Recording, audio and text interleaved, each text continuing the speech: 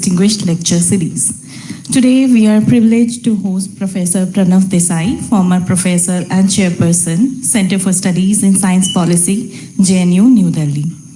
I request our director, Dr. Geetavani Rayasam, to welcome Professor Desai with a shawl.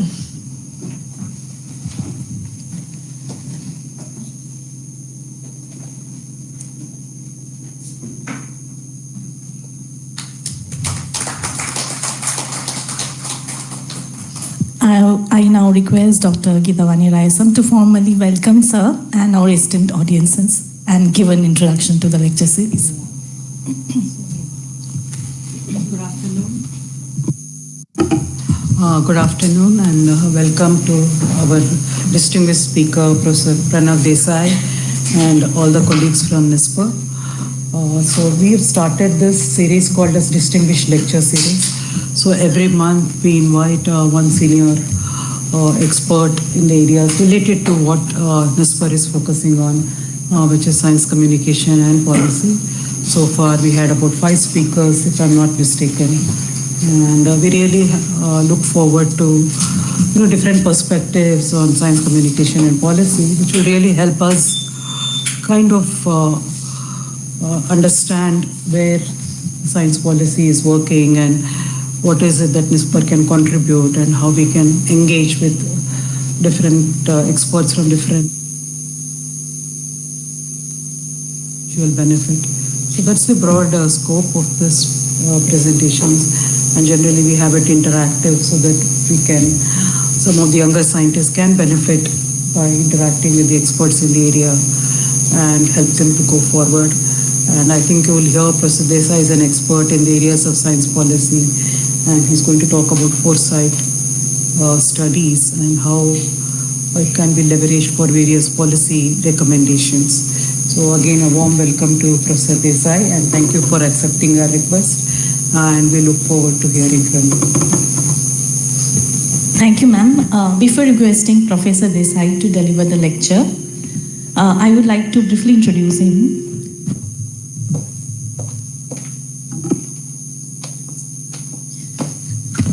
So, Professor Desai is a distinguished scholar in the field of science, technology, and innovation policy. He served at the Center of Studies in Science Policy, JNU, from 1997 to 2017, and has made significant contributions to science policy studies, technology future analysis, emerging technologies, intellectual property rights, sustainability, and international affairs. He is also the founder director of the JNU STEPS Center South Asia Sustainability Hub and the Transdisciplinary Research Cluster on Sustainability Studies. His notable publications include Science, Technology and International Cooperation, 1997, and Science, Technology, Coastal Zone Management and Policy, 2003. We are honored to have you here today, sir. It is now my pleasure to invite Professor Desai to deliver the lecture. Just give him the...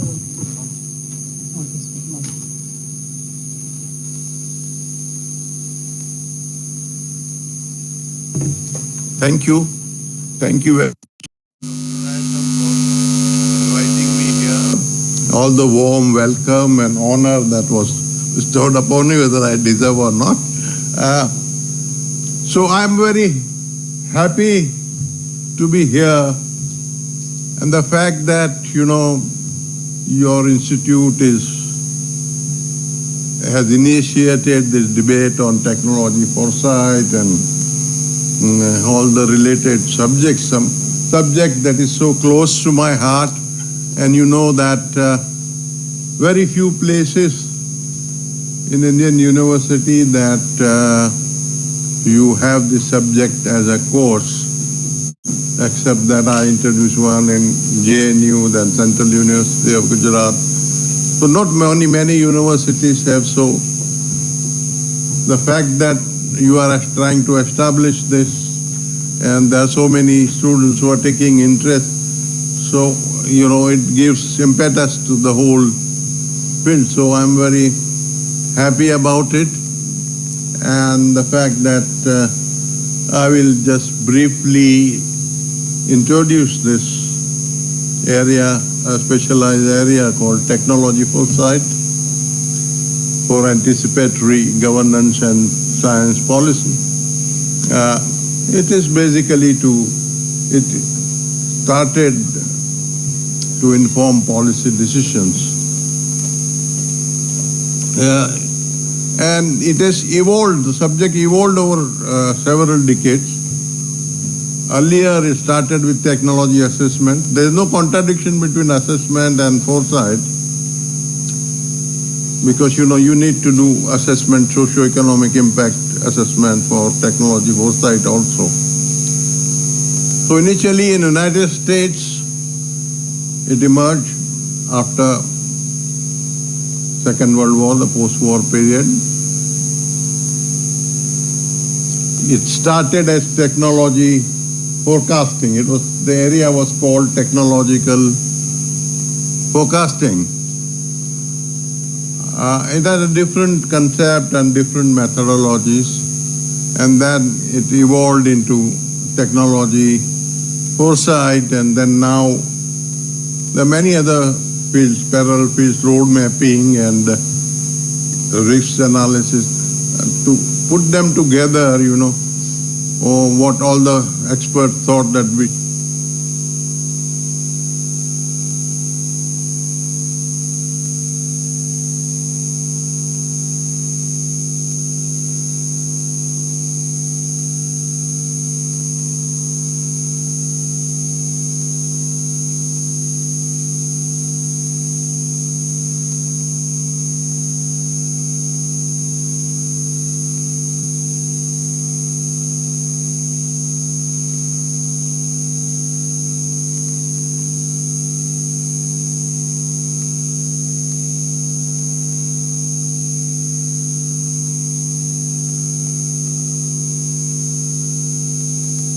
future, but believe that you have freedom to choose for, and there are several paths you have freedom to choose from, and one can choose desirable path from several paths, several futures. Look at the phrase it is used here. It is not future but futures. It is plural.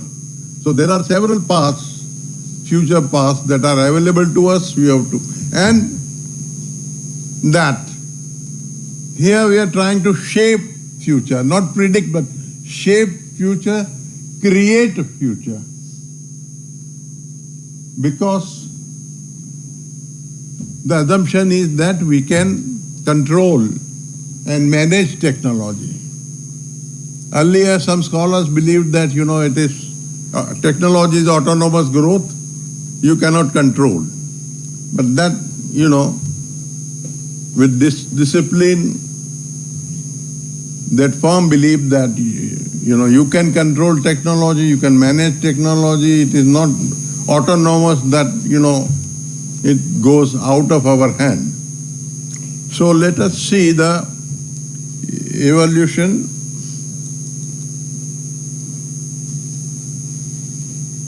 So I have talked about its basic concept and historical perspective. So in the United States, they were the pioneers.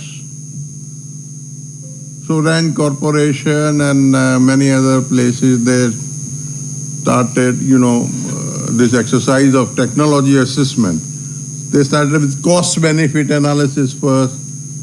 Then they thought that cost-benefit analysis is not adequate, so one should focus on social aspects, socio-economic aspects, then political aspects.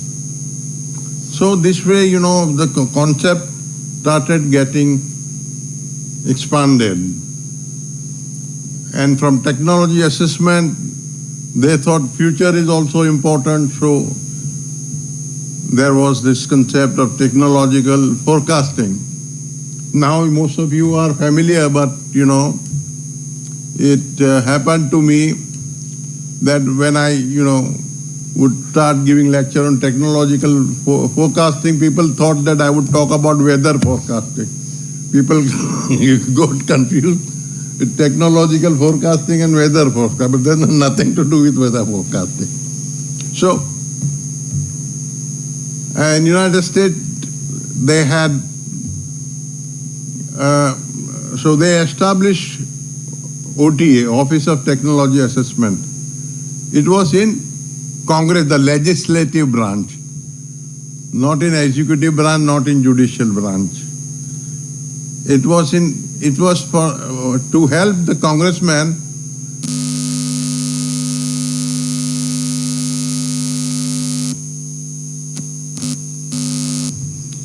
apprehend, so to help them, you had this special board who would prepare reports for them. So OTA, of course, now wound up in 1995 for downsizing and right-sizing of the government. But the fact that then, the subject was relevant and then other private companies and universities started working on it. And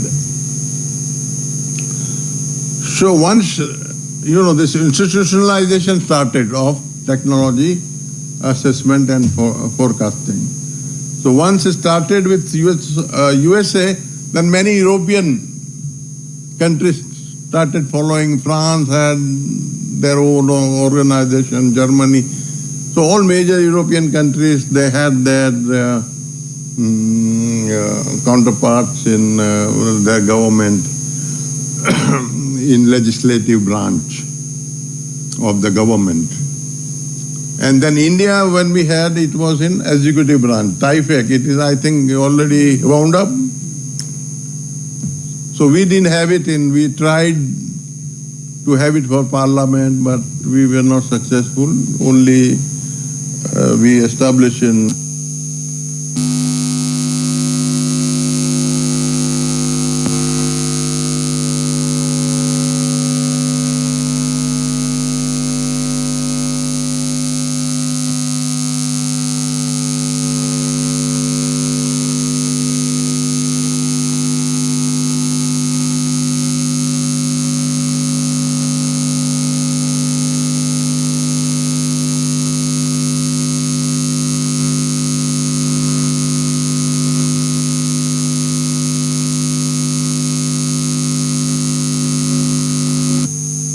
because our societies are more complex, more stratified, so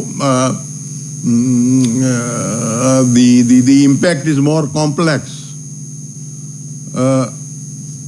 And every technological change, it has its own losers and winners. Whenever technological change takes place, it has a definite impact on society. Sometimes some groups benefit, some groups, they lose their job, or, they are adversely affected because of the accessibility. They are not accessible, the technology is not accessible to them. So, for us, it is all the more relevant that we assess all technologies, new technologies, and understand its impact on society, the first order, second order impact, how it impacts different groups, because our society is more stratified and more complex, so the impact is also more compact, and to understand it, that is also a bigger task. So it is not right to say that it is not relevant to developing countries like us. And then they started with forecasting, and there are different methodologies that they had. Some of them are just preliminary surveys like opinion polls and panel brainstorming scenario, Delphi. So Delphi was one of the important methodology, because most of the times when a new technology comes, you don't have the past history.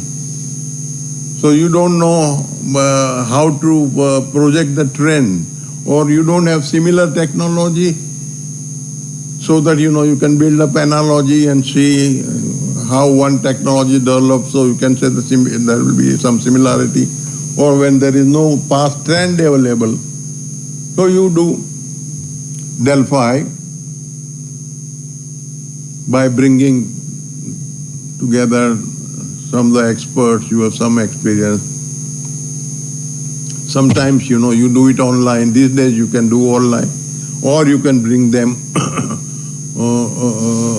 on one platform also. There is a way to do that. So, and then you have exploratory type and normative type. Normative type, you set a goal that,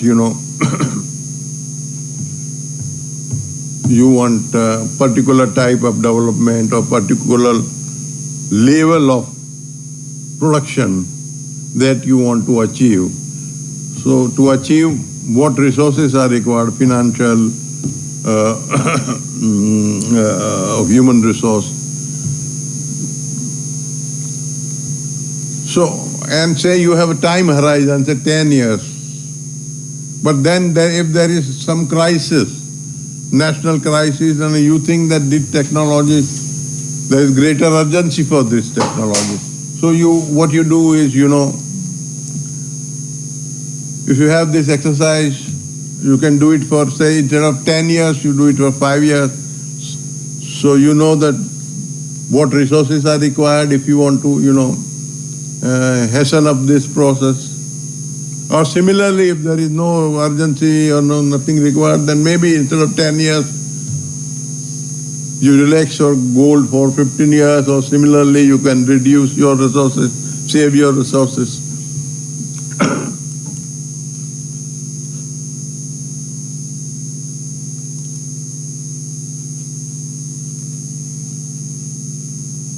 So late 60s, this term was coined technology assessment, and this was a class of policy studies and, to look at the widest possible scope of impact.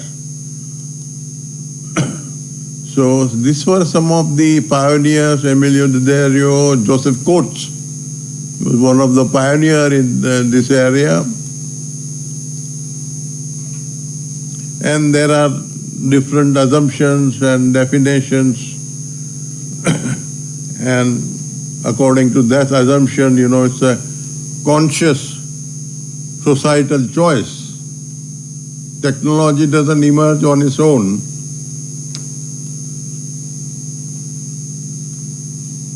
And the other assumption, important assumption, that technology itself is not harmful, that how you manage, how you perceive it, and how the societal condition or structure is.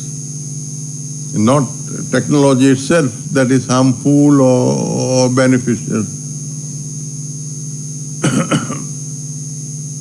And there are 5 central definitions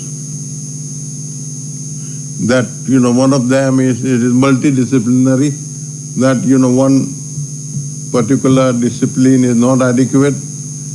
Even if some innovation is relating to, say, physics, it's not that only physicists can tackle. You need economists, you need sociologists, you need different kind of expertise. And that usually, most of the R&D projects, you have lots of uncertainties attached to it.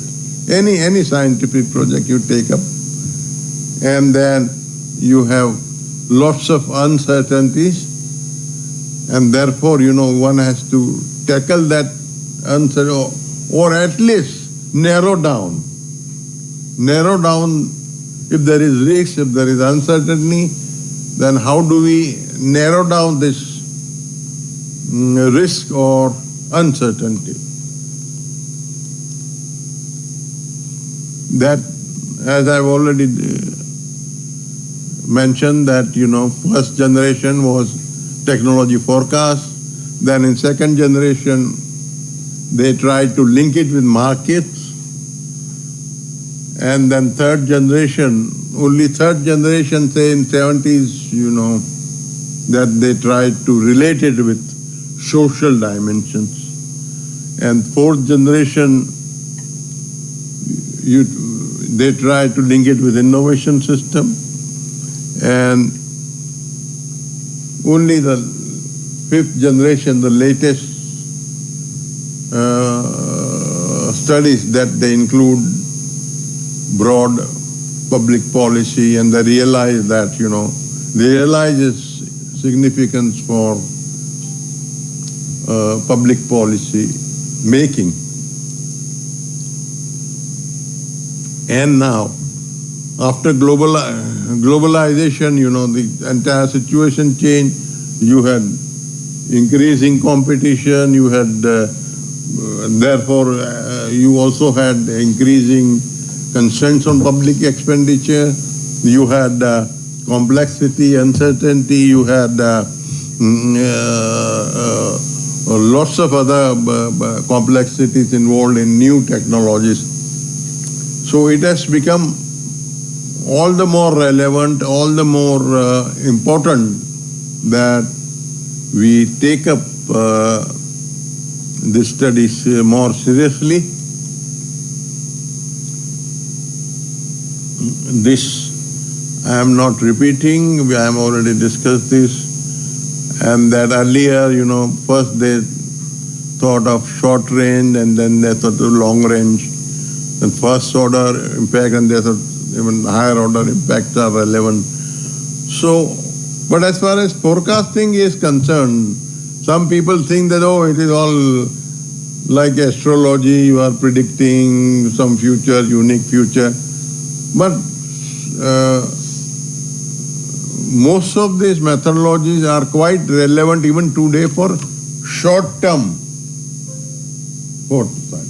Because long-term, what happens that there are lots of variables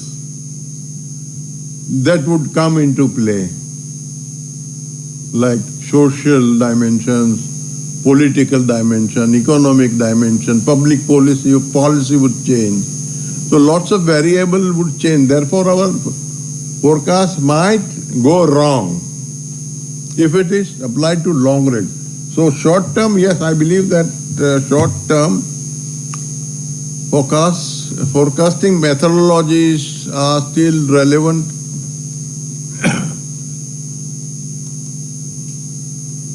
Growth curves and analogical thinking and many of these methodologies are relevant. Trend analysis.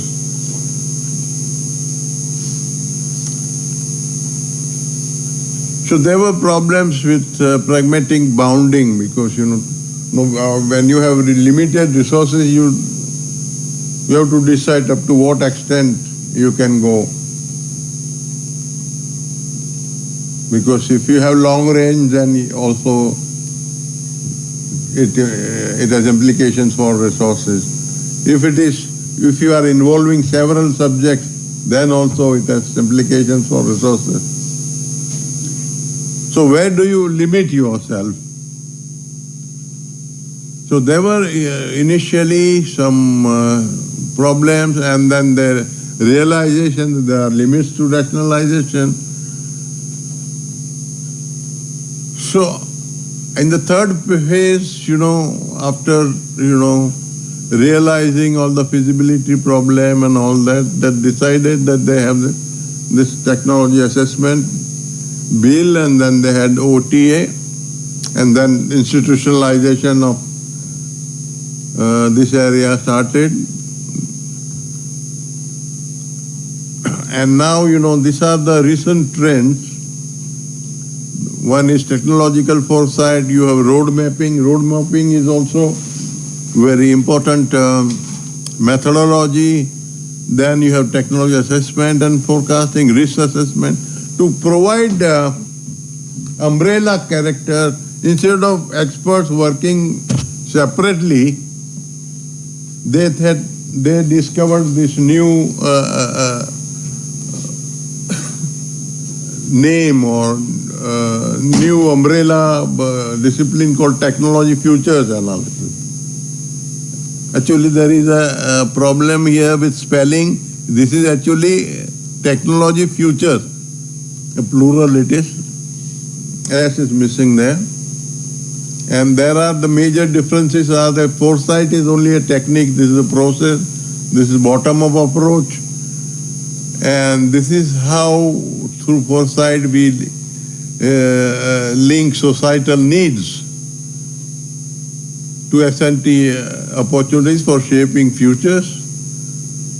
And there are different levels that feed into each other. And then you can draw several scenarios and select a desirable scenario. And these are different stages or critical elements.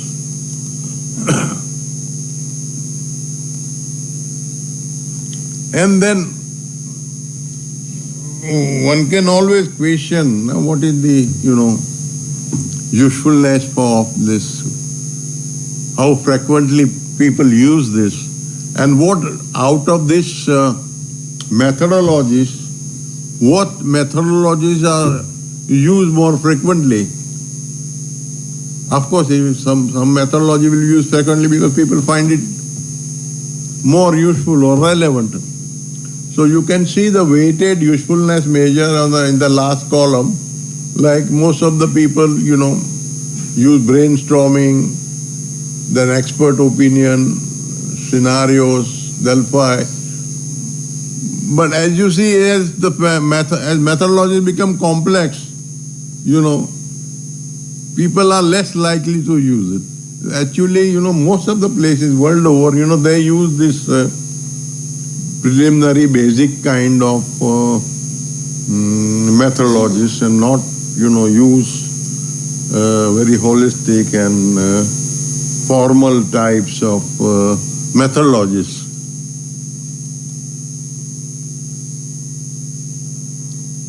This is again area, sorry, can I go back? Can I go back? Yeah.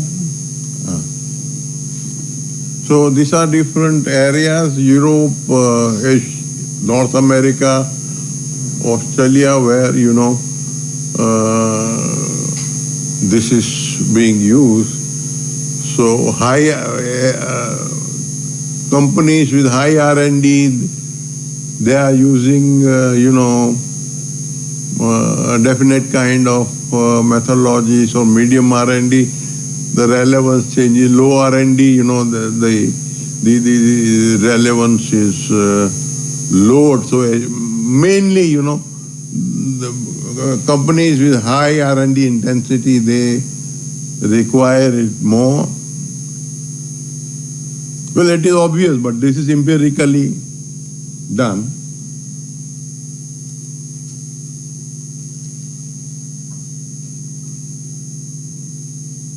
And that there are different approaches of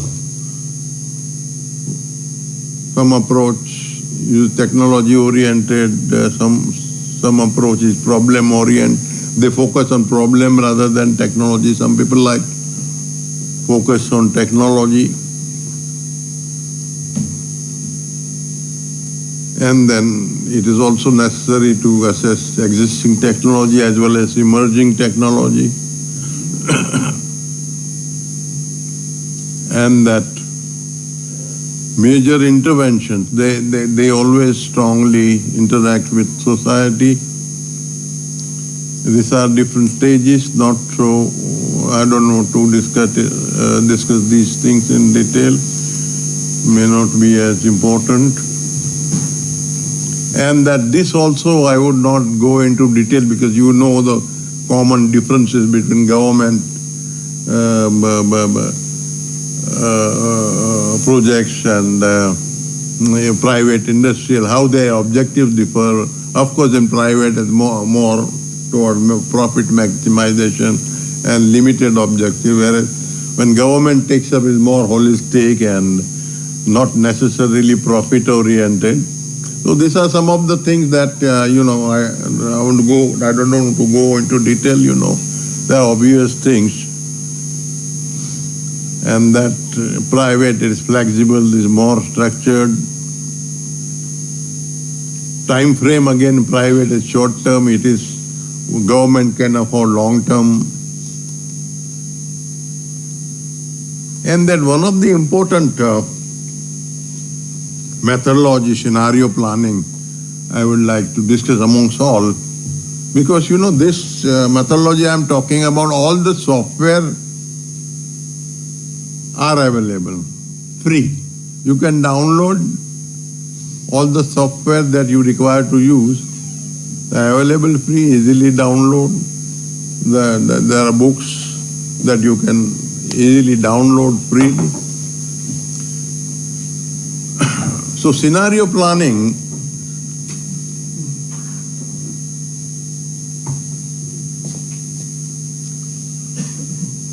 started, say, with this Kahn's book in 1967 called The Year 2000, where he drew up scenario of 2000. And this was primarily for predicting future, but now it is more used for, drawing different kinds of scenario, not only for predicting but for shaping future. Is more a heuristic device than some theoretical approach, and it is iterative.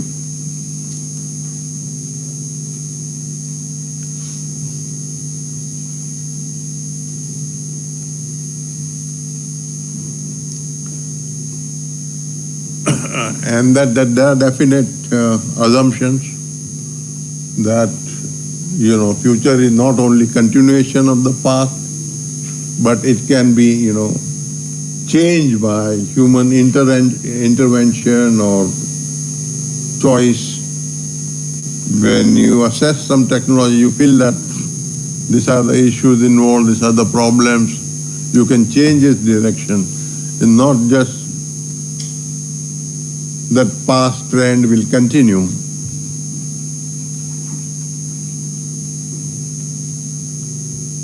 And that by exploring, you have some kind of learning process, and that, helps you inform decision. Even this brainstorming of Delphi exercise, it's a kind of, when you bring different experts from different perspectives, different professions, it's a kind of joint learning. It provides joint learning. Even if you don't arrive at any future scenario or whatever, but the value of it is a joint learning.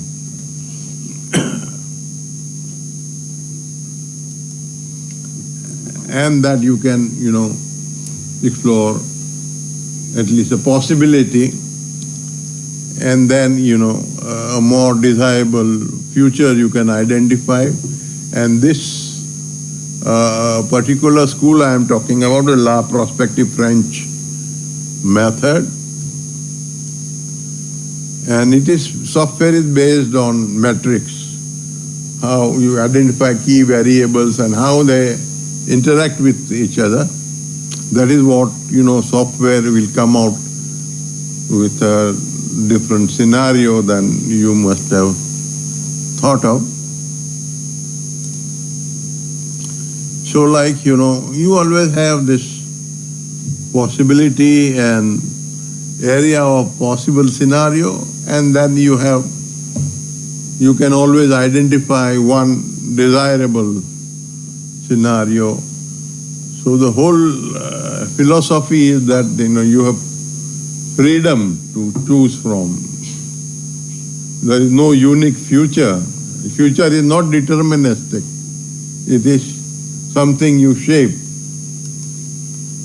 That is strong message that I am giving, that the whole exercise is joint learning. It is to shape and create future. It's not just to predict.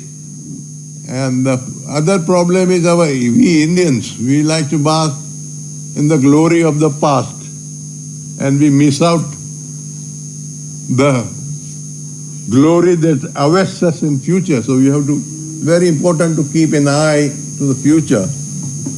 And here this methodology, you have this prospective workshop where you formulate the system, the problems, the structure, this software called MICMAC that will give you structural analysis, and you can, find key variables, or it can come out with new, this software, you have fed some variables, but this software can come out with some different new variables that you may not be aware. And then there is another software called MACTR, actor analysis, to assess the dominance of particular actor. And then morphological analysis, another software called Morphol, and then there is similarly SMIC expert probe that gives you different. So the another approach that emerged is how to link your foresight methodologies with innovation system. Innovation system approach also emerged, say, in 80s. Most of you are aware of innovation system and foresight methodology, but many people have confusion about how to link your foresight methodology with innovation system. And it is very simple. It is very simple how you link foresight methodology with the innovation system. You know that innovation system is composed of different actors. Who are the actors? The organizations that are engaged in production and distribution of knowledge are called actors in innovation system. And agencies are, government who are handling administration or facilitate the innovation process, management, etc. They are agencies. So once you identify actors, you have foresight on actors' actions, their motivations and their dominance. And then at the same time, what are agencies' role here, and what are the agencies involved in this particular innovation that you are focusing on? So their role you assess through foresight exercise. So similarly, you combine this and you have this new insight into foresight, and that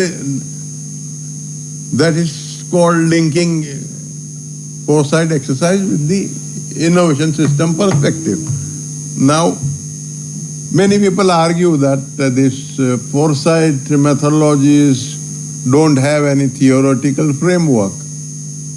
So, by linking innovation system, you are providing theoretical framework, if not theoretical, at least heuristic device you are adding to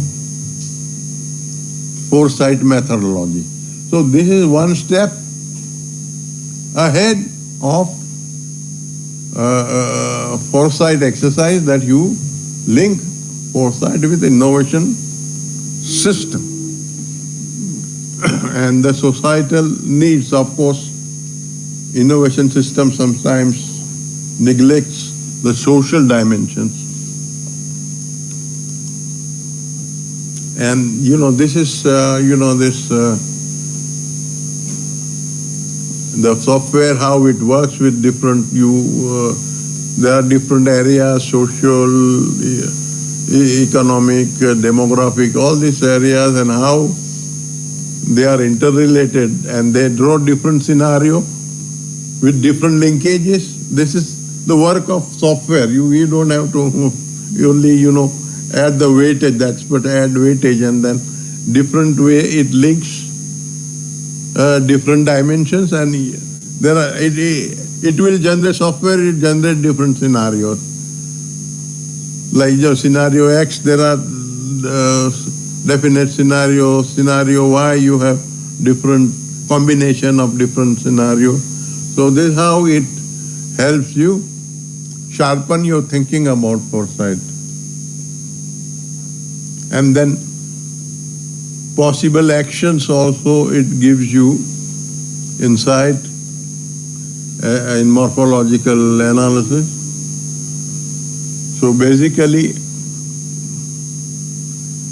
the process is like this. You identify the problem and key variables and the dynamics, and then there are different dimensions that you combine and evaluate strategic options and then plan of action. And then you see, we had in JNU, I had carried out a project for DST. It was on biotechnology foresight.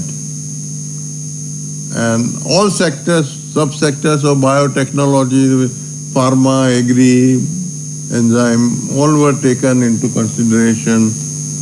About 700 firms we had surveyed, not only to, draw some policy options or foresight, but also to understand the foresight activities if they were undertaken. Whether our Indian companies, private companies, do they understand foresight? Are they taking up this exercise for their benefit? So all this thing was part of our survey. So about 700 companies that we surveyed, sent out questionnaire online. Initially it was an online exercise, and then we found different results. Like, for R&D planning and projects, it was more relevant. So similar, the different activities, as you can see, are listed out, and their relevance here in percentage term. And R&D, for R&D it was mostly used, foresight exercise was used for R&D planning. And this observation emerged from our study that, India, only 17% of the firm conduct foresight exercise. This is not a very large number. So it shows this awareness about foresight exercise, or they don't feel that they are relevant, or they don't have resources to conduct this.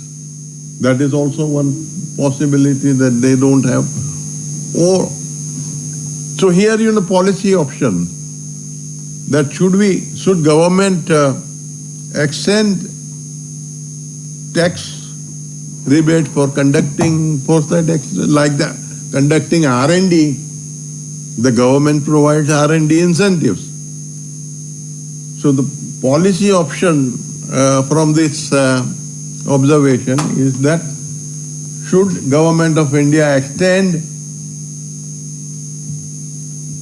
this policy of tax rebate, tax incentive for conducting foresight? Should they include, when we saw in earlier graph that for R&D planning they consider this to be very important, most important. So should government include foresight exercise, expenditure on foresight exercise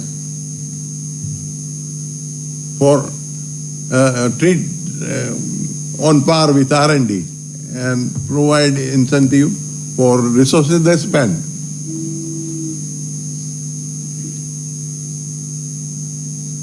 and that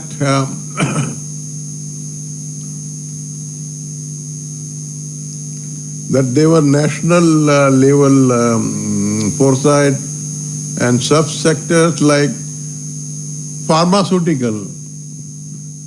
It is most of the pharmaceutical companies that conducted this exercise. Maybe they found it more relevant than agriculture or industrial. Biotech, you can see, is much lower. Pharma sector, 83%. 83% of them conduct this exercise. And what kind of exercise they conduct?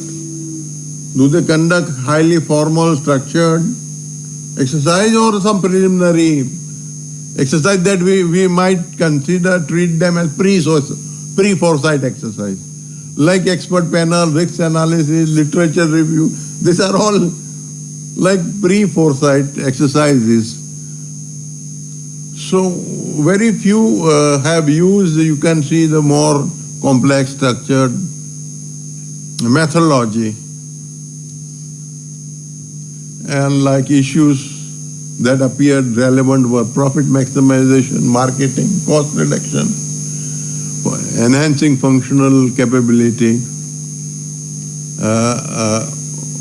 And this was the major expected output from the exercise they conducted.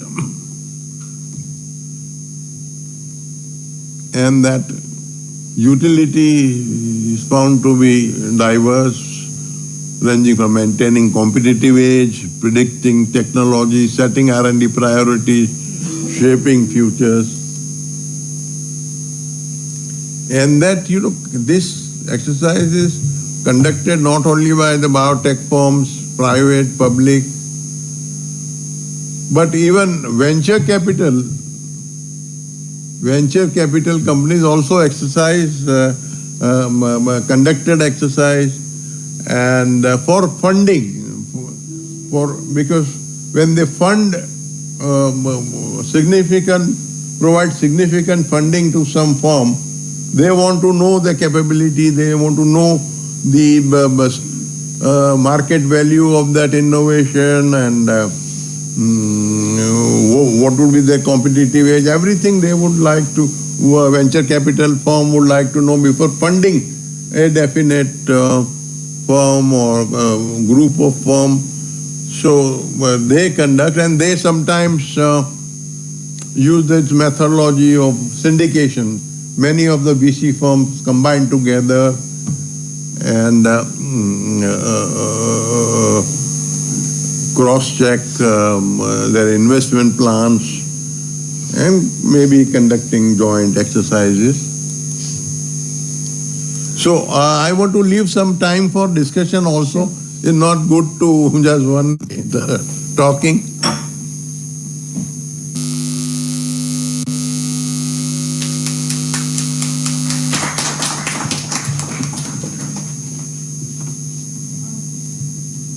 Thank you, sir. So the floor is open for question and answer if anyone wants to. So please. It was very nice, sir.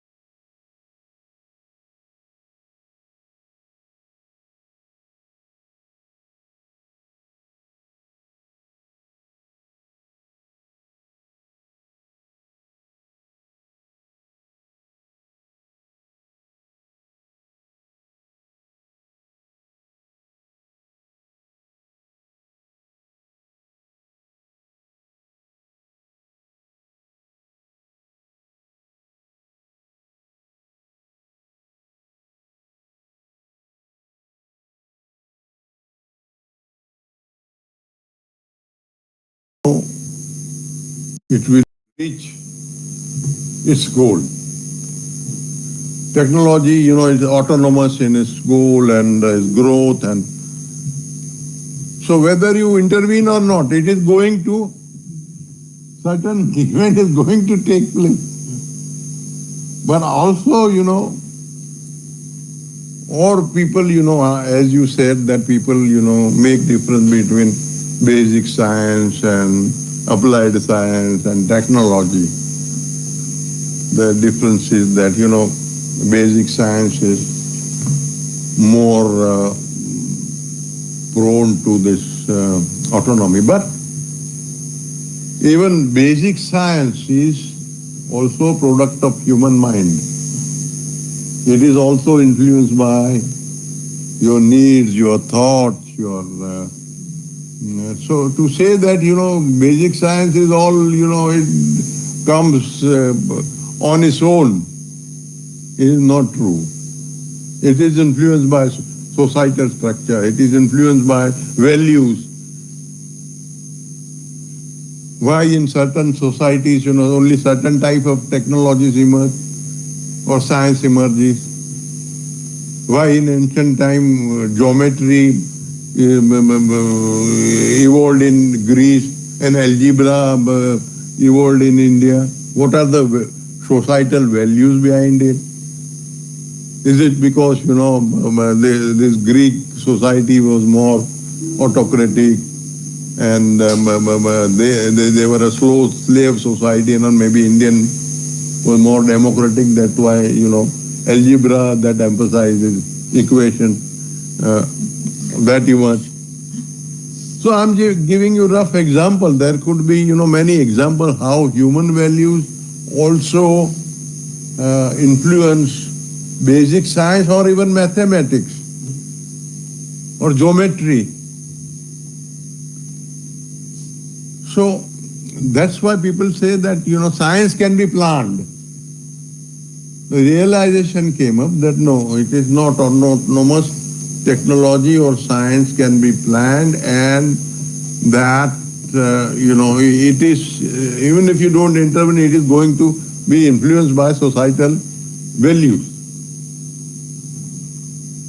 That is my perception, whether you agree or not. No, I mean, there is actually a series of questions which go through our debate. Because if it comes to society, there is the second thing is work culture and etc. I mean, there are many other things that is associated with science or technology. But the second thing is when we talk about AI and open science, artificial intelligence. And there is also a definite school that believes that, science can influence society, but social structure of society cannot influence science. There is a school, but no more so influential. Okay, go ahead. So like, if we talk about open science and AI, how do you say there's an autonomy of science? We talk about technology. How do you define open science? Open science, when you say, suppose I make some kind of coding, for instance, LLM, large language model. I discovered one. I discovered BERT, new transformer-based model, based on this chat GPT. I put it in open source, in GitHub. So how then it will become autonomous? People will use it, no? Also, I agree, it is not autonomous. I don't believe it is autonomous. So for Foresight, people who are doing Foresight, it becomes very difficult task. Why should it be difficult? If it is difficult, if you don't understand it, you don't try to understand it. If you don't work towards it, it's difficult. If you work towards and try to understand what is behind all this, then it becomes easy. Or everything becomes so obvious. Then you find that it is obvious. Well, you need deep research to understand. That's what I'm telling you, a specialized subject. Not that it can be left to anybody and he'll be successful in it. You have to specialize the subject, you study it. Like any other subject, you see. If your chemistry, all of a sudden your sociology cannot talk about chemistry unless he studies chemistry. So you have to specialize. Person is specialized in sociology, He understands social, not chemistry. A sociologist, you cannot appoint him as chemistry professor, can you? Or chemistry professor, you thinking there's a big scientist, you can't appoint him as sociologist. He will fail. Even if he's a big Nobel laureate in chemistry or physics, if you appoint him as a geography professor or sociology professor, he can't be as successful unless he has studied the problem. If he studies, all right. You understand my point? I got it. I mean, you need social science and very vigorous effort to understand this scenario.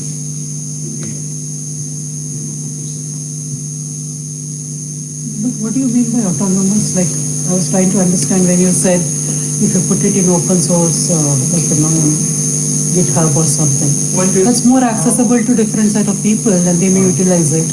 So, but they can also develop on this. yes. So, but what do you mean by if it was not put on open source model? What would it be different? Only one person would have access to that software and work on it. So, would that become autonomous? What is your question then? What do you mean by when you say autonomous versus open? I don't think exactly in autonomous sense. I said self-organized. It means it has got its own logic. It grows on its own logic. Whether there are intervention here, whatever shocks it is, it will grow. Whatever. It will come to its own conclusion. Where if Einstein is not there, somebody else will be there who would come out with theory of relativity. Because it grows on its own logic. Yeah, based on his own personal. But if you see, if you study J.D. Bernal, his history, it is called social history approach, where he shows that definite kind of science, technology have emerged in definite era or definite events that have influenced this particular direction of science or such kind of innovation or innovation. But beautifully, he has linked this chart if you read J.D. Bernal's History of Science. J.D. Bernal. J.D. Bernal, father of science policy studies. Any other questions? Yeah, any other? Hello, sir. So it's a nice talk. So I wanted to ask, you mentioned in the very start of your lecture that a technology can be a loser or a winner. So do you really believe that a technology can be a loser? What is that question? A technology can be a loser or winner. Do you believe a technology can be a loser or winner? That I said. That, take any technological change, whether it is electricity, whether it is railway, major technological change, or very recently, artificial intelligence. Okay, you are familiar with all the newspaper, artificial intelligence. You have recently, all the newspaper reports, what they are discussing, that, there's a big loss of jobs. Certain people who are skilled into this AI, there is a big demand, big push. But there are many other who are losing jobs. And that happens, say, in banking sector, computerization. When computerization took place, those who studied this banking management, several layers of management, they disappeared. Because, you don't require, when you use computers, you don't require people. Like ATM. Instead of banking people, you are doing operations for them. So, 24... Of course, the advantage is, you get 24 hours of banking service. But then you don't require all that human resource to do it. So some people lose jobs, some people get jobs, That is what I mean by losers and winners. And it is not only question of jobs, in many other ways. Like certain technology has some environmental issues. So environment, whether it's air pollution or what, definite kind of people will be benefited or affected adversely. When mining takes place, it is only the tribal who are displaced. We are not displaced because most of the mining takes place in this hilly region where tribals reside. And when displacement takes place, it is tribals who have to shift, whether it is irrigation project like Narmada project, where, large number of people, tribal people had to be displaced. And initially what government was doing is giving different plots to different individuals. Now they did not understand first that, tribal community, they have some integrated lifestyle, they depend on each other. So it is not one, some individuals can be separated. The whole village as a whole have to be separated and rehabilitated together. So all learning takes place.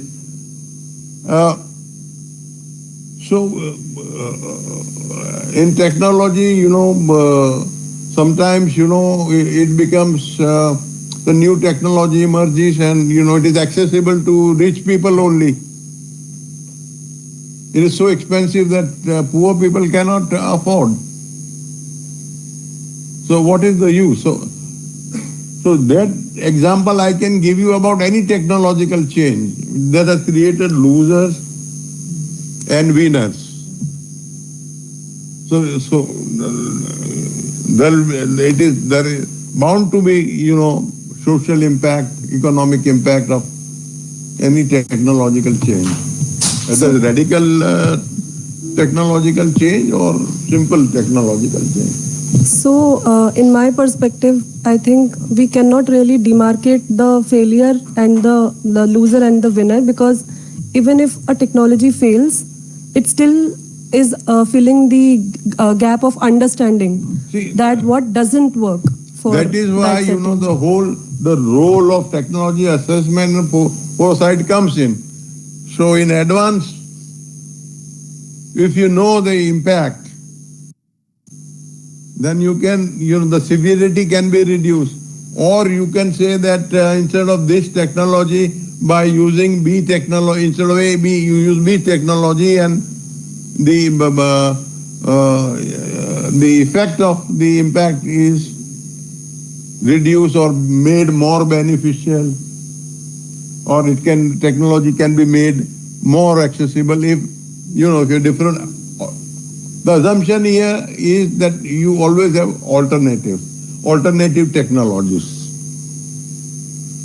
It is not that, you have one single technology. You always have technological alternatives, but that you can identify by doing this kind of exercises. Thank you, sir.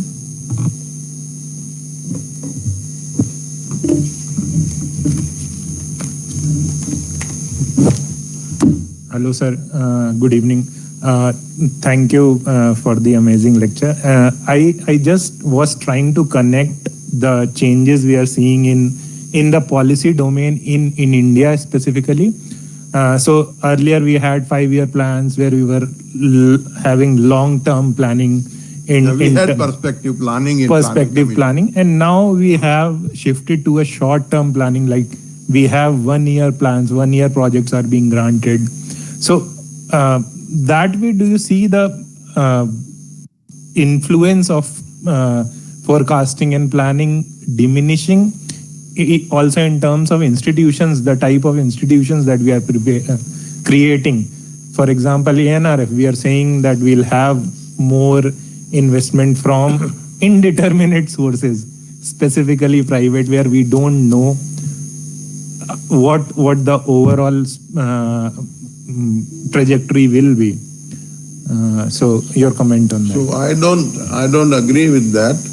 That if you have market society, then the need for foresight will reduce. Actually, it emerged in market society.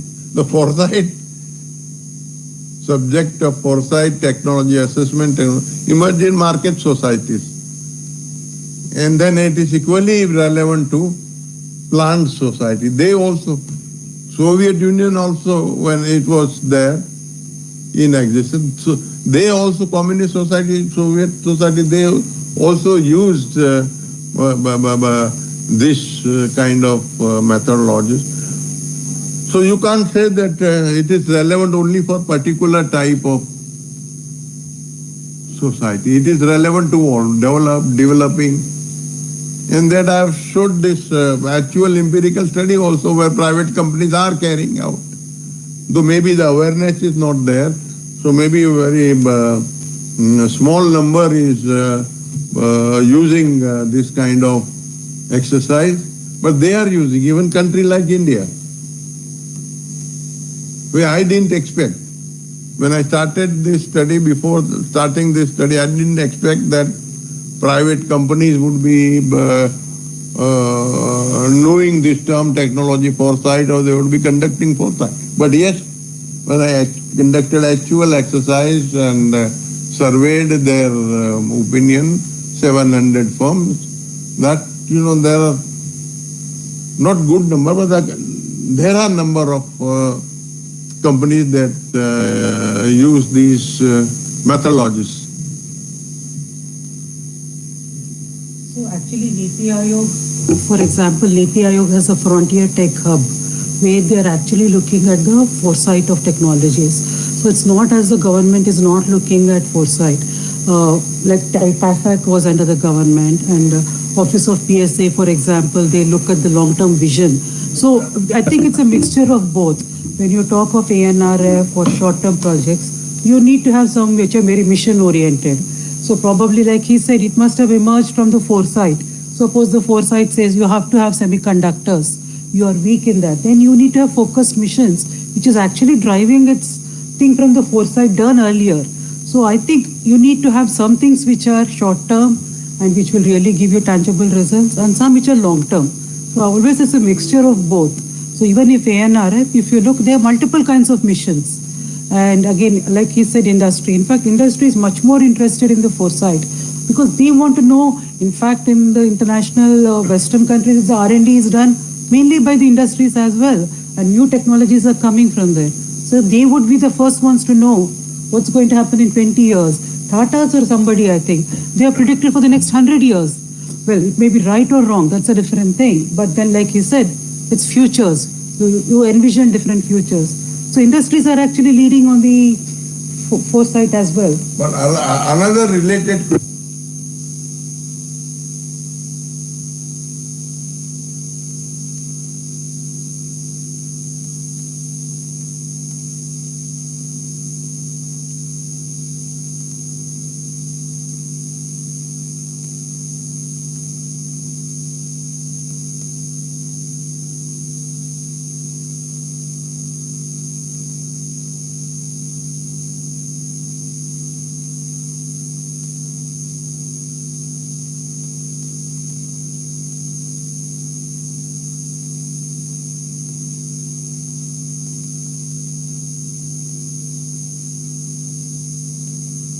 It will be wastage of resources.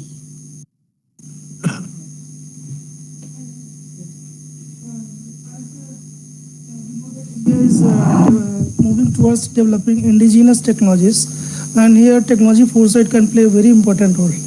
But there is, I would like to know that, on the other hand, TAFAC, which is dedicated institution for technology foresight, has been shut down. So, do we have sufficient developed technology foresight expert in the country or not? Or because we are using Delphi approach also, so thing is we may get subject experts, but can we have sufficient technology foresight expert in the country? Are we lagging behind, or we have done sufficient? No, it was not audible to me. What was the question?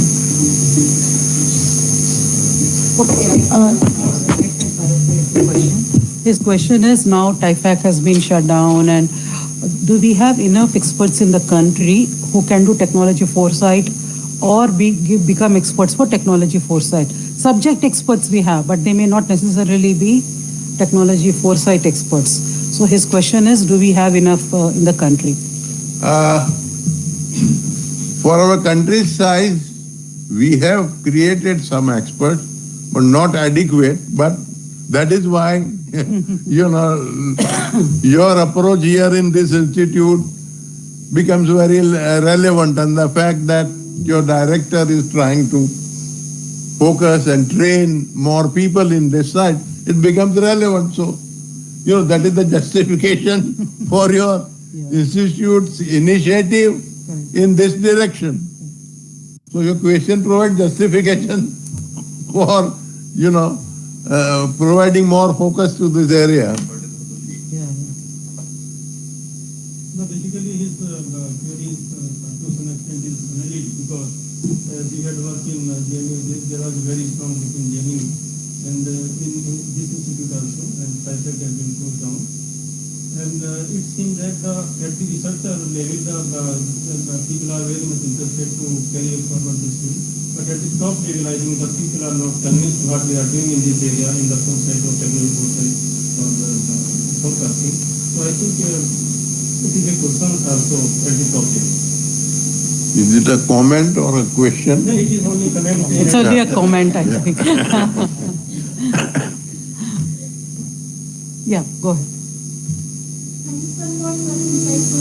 I have a question regarding one of your slides where you have shown multiple softwares like Mixmax, Master, Morphon. So I was just wondering how you use these software in any of the study for this technology foresight. I think they are quite useful because, there are few methodologies that provide come ready with software, and this software, some people might think that they are not relevant, but I think this is matrix based software, and I found it relevant. We have actually carried out exercises with this software. Some of my students know and have operated this software. So you have used these softwares for expressing or analyzing the technological progress. So what you can do it in two ways. One thing that you have online questionnaire. You can do it online or bring all experts together on one platform where you ask them question or rank certain things. So they rank it, and different dimensions that I have shown, social dimension, different dimensions, you divide the whole question into whole exercise into different dimensions, and you explore all these dimensions through this question, and its impact, the level of impact also you can decide by experts will rank, and the Delphi exercise will provide the average weightage. So different dimensions, different impacts will have different kind of impact on different dimensions, and you don't have only one variable, but there are various variables that act upon one single variable or vice versa. So that is a little complex to calculate. So instead of we doing it, software does the job. So that's why it becomes easier. And then it also generates a new path that, what was not obvious to you, what was not, what you were not aware of, software generated. So algorithmic or algorithmic, if it is software, it must be working on some algorithm because it's a multivariate system. So it might Yes. But it can, on ordinary works on ordinary Excel sheet, you can download it. Yeah, the technicality I don't know. I'm not a software expert. How it has been prepared and all that. I'm not software person. I'm not computer person. So that kind of technical question I cannot answer.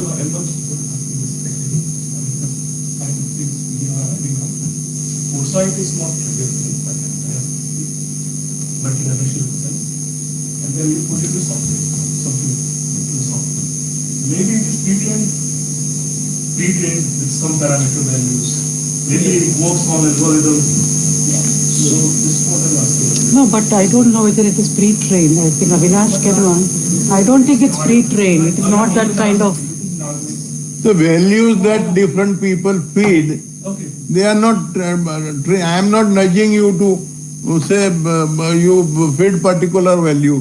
You are data, independent to. It's the data you get from the surveys and you feed into this. I think the weights matter. What matters is the weightage you give to and that is, I think. And you mean to say that I will nudge you to, No. I think his point is, I think what he's trying to say is everything is already fixed, your weights and everything. You just put it and you get an output. That's what your question is.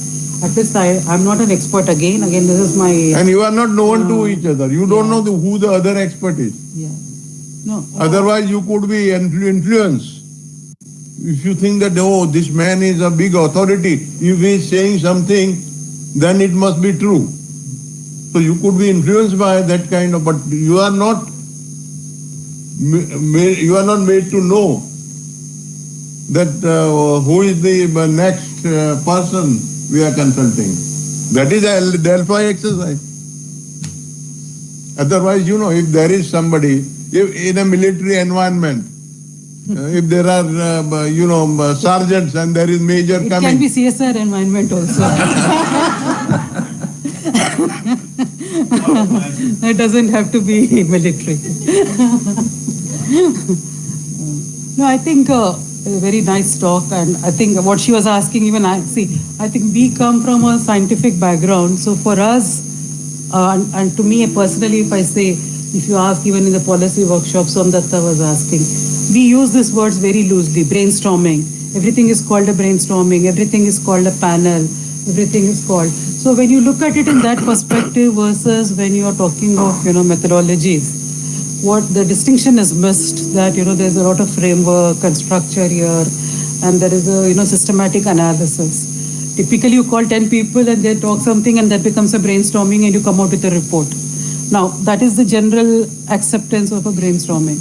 But when it comes from a social scientist perspective, perhaps there is more different ways of analyzing the output. This is what I am trying to understand, like what we were discussing, When you have a survey and so many answers come, then how do you make sense of that? What kind of models you use?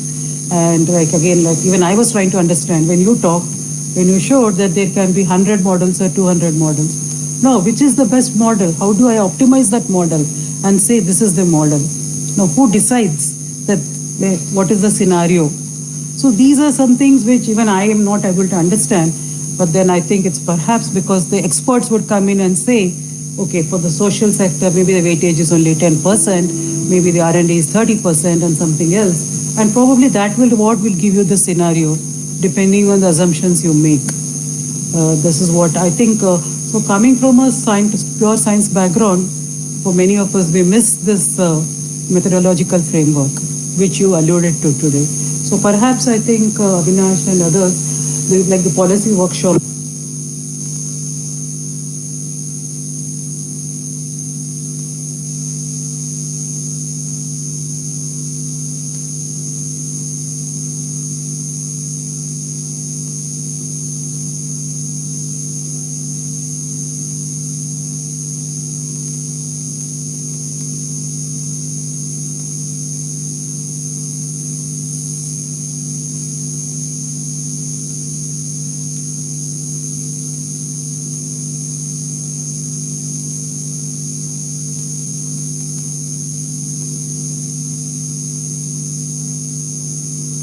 Thank you. Thank you very much. Madam, I am extremely benefited through this workshop because it is not just one-way learning process. I also learn from, answering different kind of questions from different perspective. I also learn. So thank you all. It was quite a satisfying exercise and lots of learning for me. Thank you. Thank you, sir. Thank you for your perspectives, and this has given us much to reflect upon, and thank you for the engaging discussion. I would request Dr. Gitavani Raison to present on memento, NISPR memento, as a token of respect.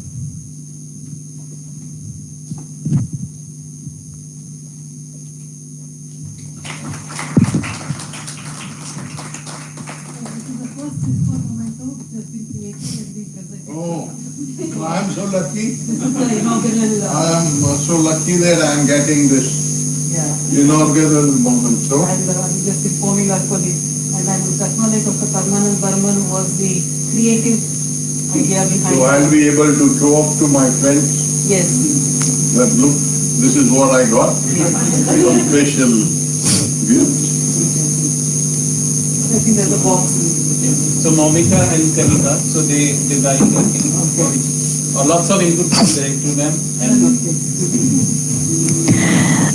So before we come to the end, there's an announcement. The CSIR-NIScPR lecture series, the next one is on 24 June at 3 p.m. So please be here. I mean, Dipendra, sorry, Dr. Dipendra. So with this, we come to the end of today's program. On behalf of NISPR, I thank our distinguished speaker, all guests, faculty members, researchers, students, and staff for joining us. Have a wonderful evening. Bye.